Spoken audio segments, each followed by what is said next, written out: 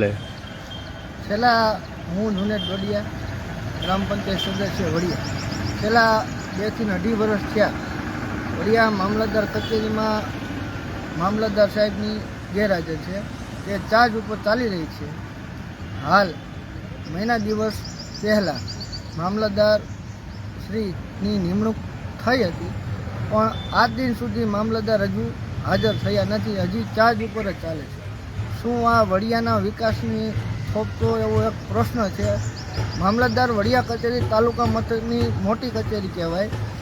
અમારે વડિયા મામલતદાર કચેરી હેઠળ વડિયા તાલુકાના 45 થી 46 ગામનું કામ આવે છે. અત્યારે 2-2.5 વર્ષ થયા તો થોરંભે પડ્યું છે. અમુક વિકાસનો કામો થતા નથી.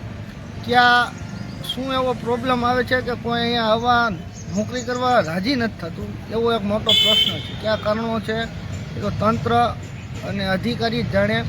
હાલ આપના માધ્યમથી હું એટલું કહેવા માગું છું કે જે મામલતદાર સાહેબશ્રીની નિમણૂક કરવામાં આવી છે તો તંત્રને એટલી નમ્ર અપીલ છે કે વહેલી તકે હાજર થઈને વડિયાના જે રોકાઈ ગયેલા કામો પૂર્ણ થાય, ફરિયાદો પૂર્ણ થાય અને જે આ 2.5 વર્ષના ગાળામાં જે મામલતદારની અછત છે એ અમારા વડિયા તાલુકા ભોગવી રહ્યું છે તે પૂરી થાય.